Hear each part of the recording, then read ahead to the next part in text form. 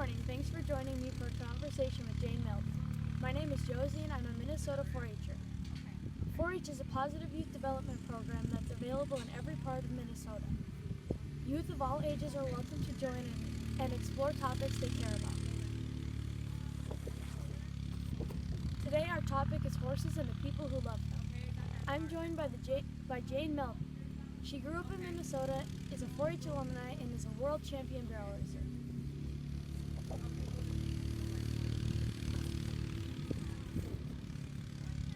So tell me a little bit about where you grew up and how you got your start in horses. I grew up in Nimrod, Minnesota.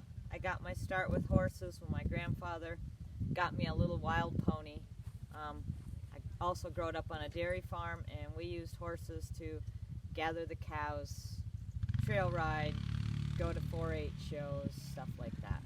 Okay. Tell me about a person in your 4-H life who made a difference. In my 4-H life, I remember Melinda Dexter. She was a local to my area. She loved Appaloosas, and she taught me a lot about horses.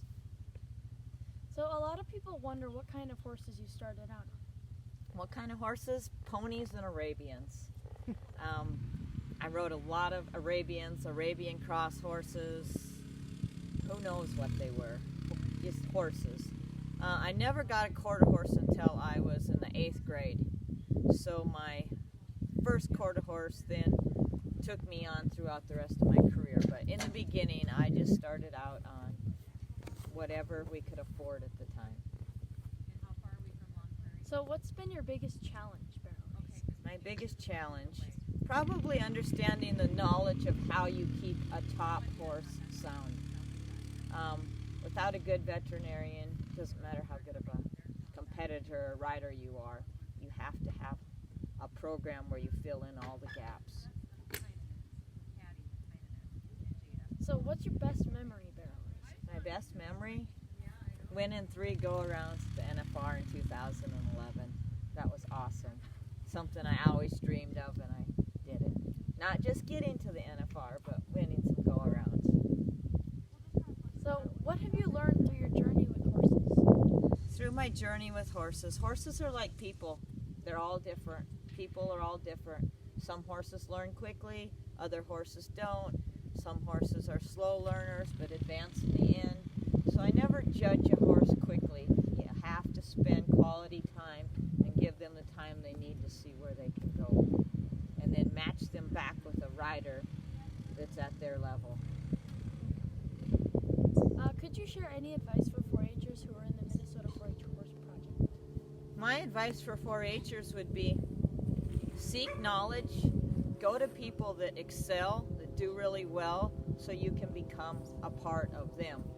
I honestly believe, and I've always had this theory, you are who you hang out with.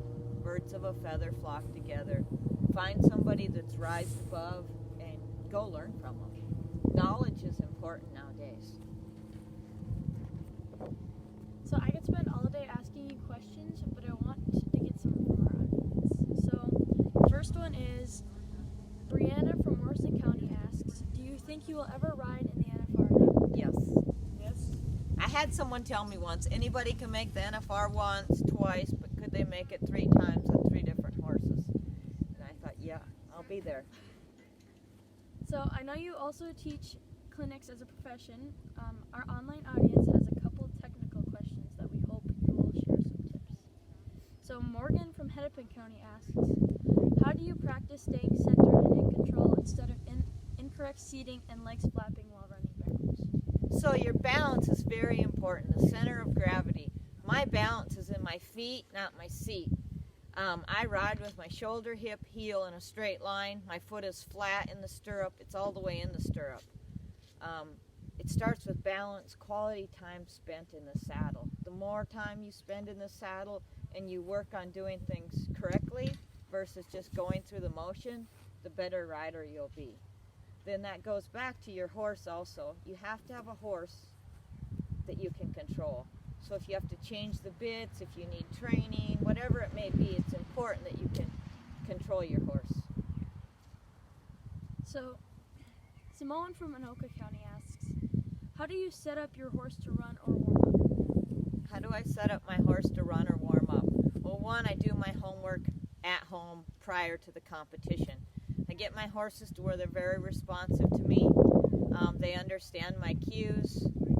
Then when I get to the show, you don't warm a barrel horse up like you would a cutting horse. A cutting horse, you get them tired before they perform. A barrel horse has to be fresh, so you need them responsive.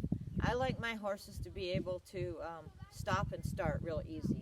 So I will lope 5 steps, stop, back up. Lope 7 steps, stop, back up. Lope 10, stop, start, back up. Start, stop, go the other way, start, stop. So they're really thinking, whoa. Then it's easy for me to go fast because I got them dialed in to thinking to back off if I ask. So Brianna from Morrison County asks, how do you keep your horse from getting bored with the pattern? Bored with the pattern? Well, that's a good question because people ask me how many times can we run when we're at home. I very seldom ever would run a horse at home. I train a lot. My horses generally go around the barrels every day. Whatever speed I go to the barrel, I go slower around it. So if I'm trotting, I walk. If I'm trotting fast, I trot slow. If I'm loping, I trot. I lope a little faster, I lope a little slower. Speed control, and I keep perfect form around the barrel. Besides loping to the barrel and loping slower around it, that's probably the extent. I do a lot of drills, but be creative. Creative is important. Your best horse trainers are creative trainers. People that have a general routine, that's how horses get bored. Go with the flow. Go ride, go around trees, chase some cattle, do different things. Be creative. You'll have a lot happier horse. And don't hang on his face all the time.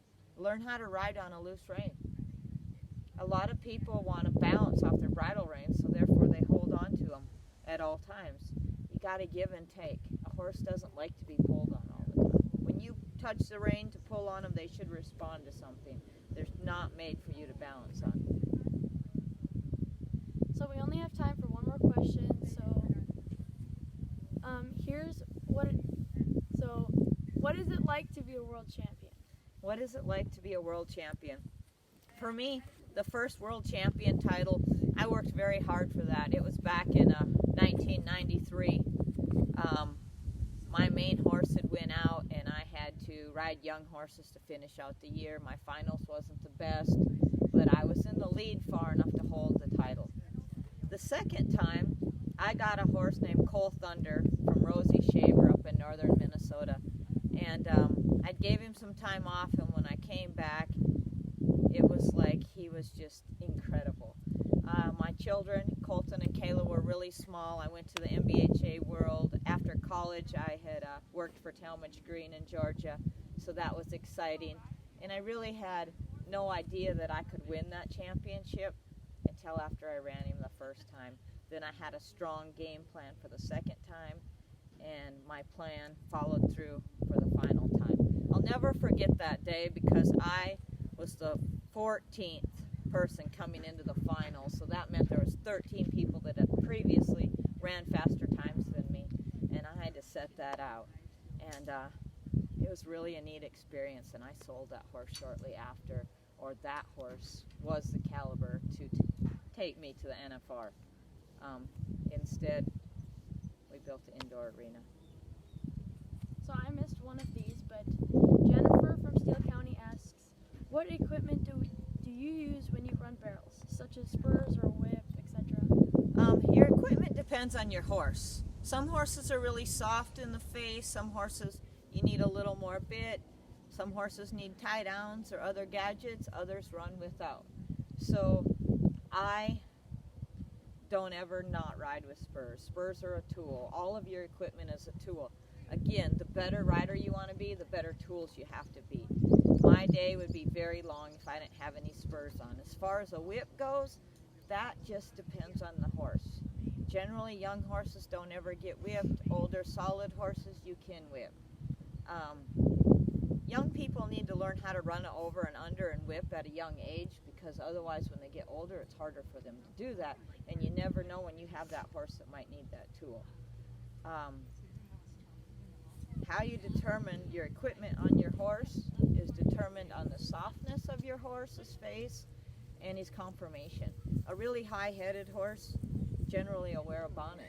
A flatter made horse where the neck comes out lower, if it needs equipment, it'll be a tie-down. So that's how I judge it. So Jane, this has been so cool. Thanks for making time to share your story with me and all the people watching. Well, and thank you for having me this morning. I appreciate it. This conversation has been hosted by Minnesota 4-H. If you'd like to learn more about how to join 4-H in your community, visit our website at z.umn.edu/4H. Have a great day.